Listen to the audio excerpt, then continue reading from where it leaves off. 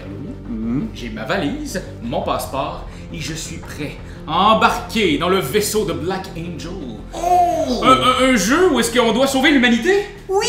Dans l'espace. C'est un jeu qui a l'air impressionnant, il prend beaucoup de place sur une table, mais c'est tout à fait simple. OK. Puis en fait, je vais te l'expliquer, là, justement, je vais expliquer les grandes lignes aussi à nos auditeurs, mais tout ce que tu as besoin de savoir, c'est que c'est 3 petits jeux qui interagissent entre eux. OK, cool. Fait que je vais t'expliquer chaque jeu un après l'autre. Alors premièrement, tu as le jeu ici, là-bas, de placement d'ouvriers. Placement de dés même, parce que tu vas voir que nos ouvriers sont des dés. Sur chaque dé, tu as des faces qui vont de 1 à 3. Alors au début de la partie, tu les lances. Et là, ce qui est cool, c'est que ces dés-là, tu vas pouvoir les placer sur différentes actions à l'intérieur du vaisseau. Là. OK. Ce tableau-là représente l'intérieur du Black Angel. Alors, mettons, tu peux faire des actions pour te déplacer dans l'espace, acheter des technologies, etc. Puis plus tu envoies un dé fort, plus tu peux faire cette action-là plein de fois. Tu envoies un 3, tu fais cette action-là 3 fois, ou une puissance 3. Fait que, puis la twist, c'est que si tu as roulé des bons dés, les joueurs autour de la table peuvent te les acheter. Donc, ils dépensent des ressources et ils t'achètent des dés. Alors là, c'est intéressant parce que tu as toujours les options de voler les ouvriers de tes amis.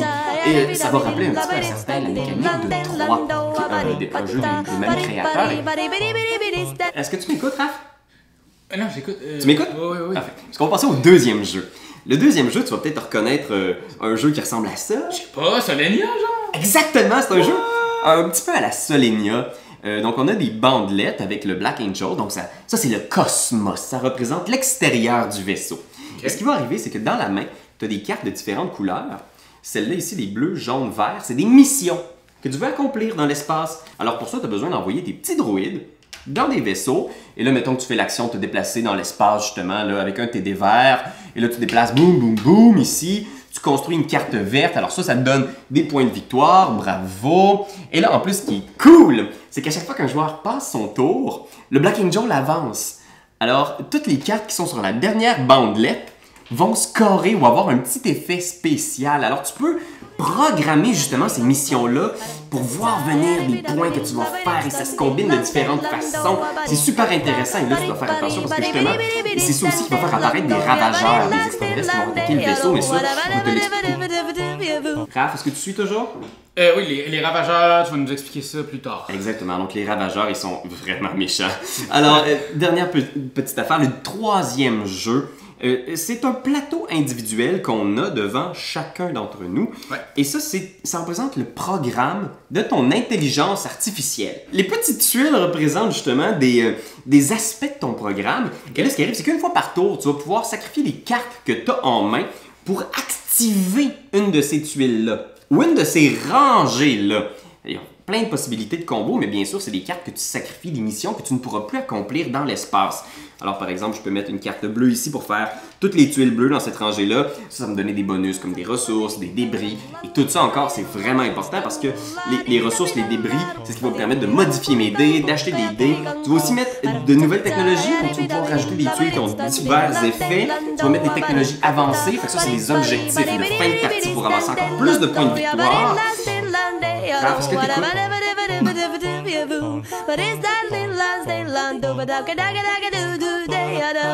Mais là, Pierre-Louis, il y a tout un pan qu'on n'a pas expliqué qui est le côté semi-coopératif avec les cartes ravageurs qu'on va mettre à travers notre plateau de jeu ici et qui va donner des malus à chaque fois qu'on va poser des dés. Et si finalement il n'y a plus de cartes ravageurs, ce sera la fin de la partie avant même d'avoir vu Space, la planète tant désirée. Puis oui, c'est ça qui est intéressant, c'est que même si on est des adversaires, même si on joue tous l'un contre l'autre, il faut des fois travailler en équipe parce qu'il faut que quelqu'un se débarrasse des extraterrestres dans le vaisseau. Fait qu'à un moment donné, il faut mettre nos différents de côté, puis il faut la laver, la vaisselle.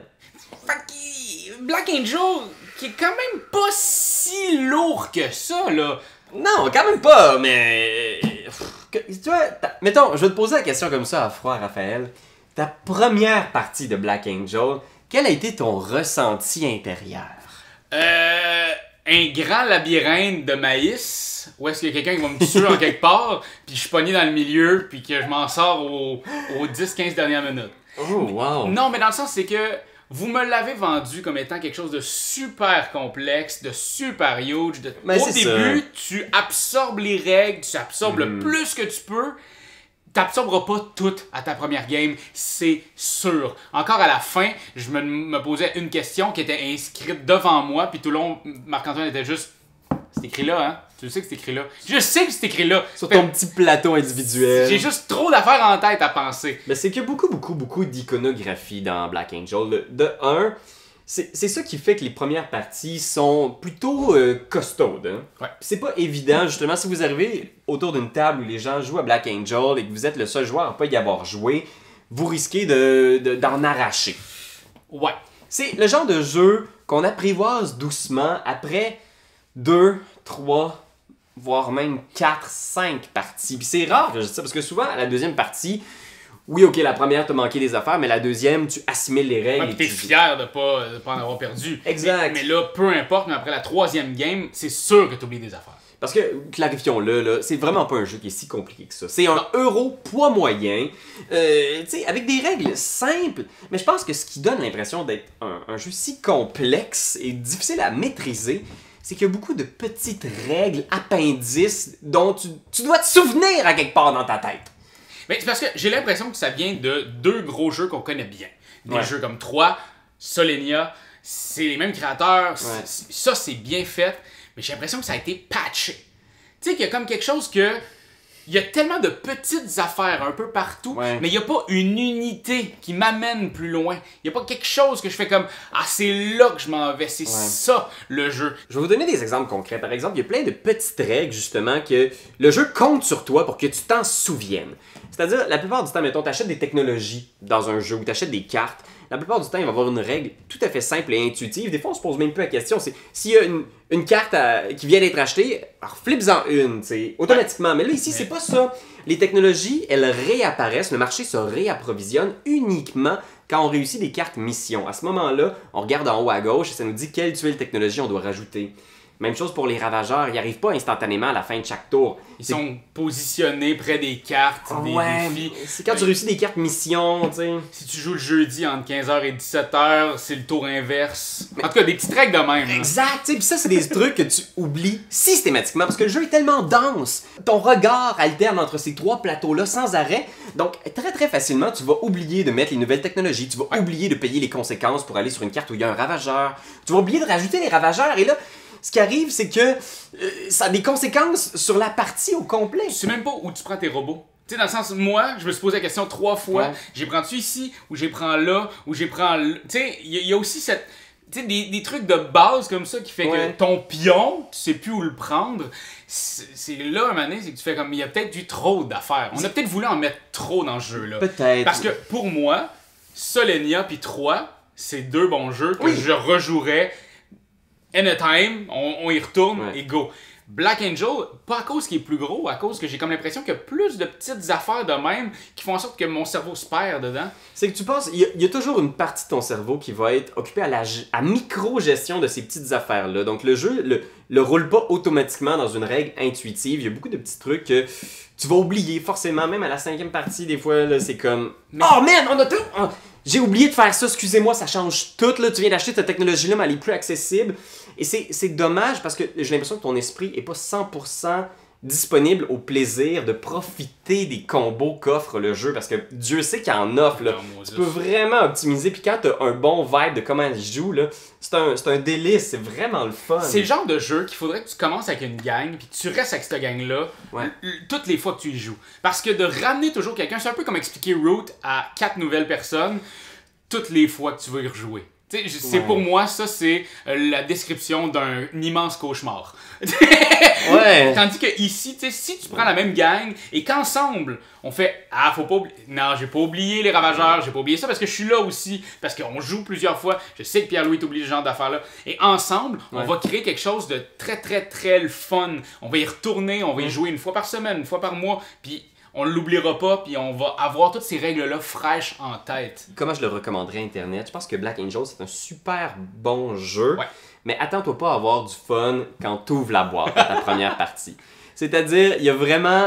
Tu dois au moins te le taper au moins 3 fois pour pouvoir faire « Ah, ok, je pense que je saisis où ça peut s'en aller. » Puis c'est le genre de jeu aussi où un mauvais move peut scraper ta game. Et il y a vraiment tout un monde de différence dans Black Angel entre se sentir le roi de l'univers parce que tous tes combos arrivent, tous tes projets programmés se débloquent l'un après l'autre et tu fais un score de fou.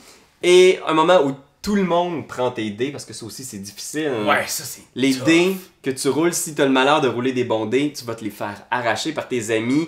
Si tu es trop ambitieux et tu t'investis dans des projets qui aboutissent pas, tu vas le regretter. Puis j'ai l'impression que dans Black Angel, quand t'as pas de fun et que t'attends 15 minutes après le tour de tes amis, ça paraît aussi. en maudit. Il y a le moment, si t'as trop d'amis qui font du analysis paralysis, t'as juste envie de te tirer une balle dans la tête parce que tu pourrais passer 15 minutes à ton tour à juste regarder où est-ce que la map est rendue, qu'est-ce que je fais, quelles sont mes opportunités. Fait que ça peut faire en sorte que la game dure excessivement longtemps et que ton tour revienne après que tu aies fini à chaque fois une caisse de bière, tu sais. Mais moi, une grosse affaire que j'ai adorée, c'est le visuel. C'est Black Angel, tu le vois sur une table, tu veux posséder ça dans ta ludothèque. Quand tu l'as sur la table, tu fais « Oh my God ». L'idée des 3 zooms, là, tu sais, dans le sens... Oui!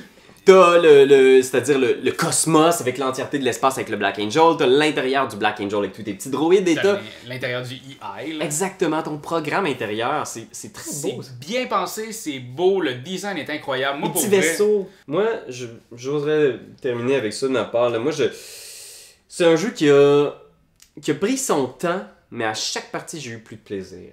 C'est-à-dire... T'en as de plus en plus? De plus en plus. J'étais toujours de plus en plus fier de ma shot, puis de ne plus, genre, finir des parties avec en dessous de la barre des 20 points. Pour moi, c'était un succès. J'étais comme, waouh, waouh, tu t'améliores.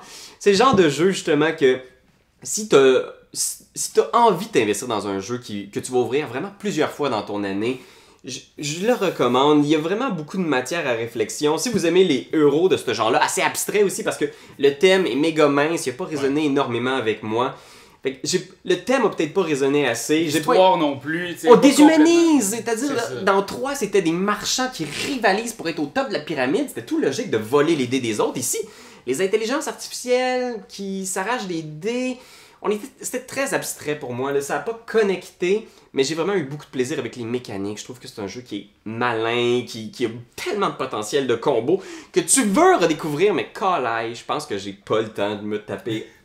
Je suis content de m'être forcé parce que j'ai vraiment apprécié ce que j'ai découvert, mais il faut que tu veuilles jouer souvent. Moi, c'est le même genre aussi. Je te dirais, si tu veux ouvrir une boîte puis avoir du plaisir, comme tu as dit au début, drette, quand tu ouvres la boîte, je te le recommande pas du tout parce que c'est un jeu qui va aller te chercher des endroits dans ton cerveau qui travaillent pas souvent. Tu vas être raqué. Tu vas être raqué du cerveau. J'aimerais en jouer plus dans ma vie des jeux. J'aimerais jouer plus souvent à Black Angel, mais je sais que le temps ne me le permettra pas parce que c'est un jeu qui dure quand même longtemps.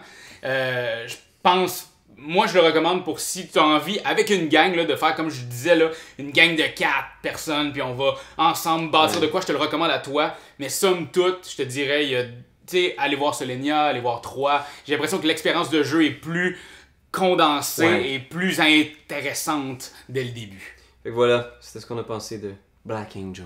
Dis Siri, as-tu aimé toi Black Angel?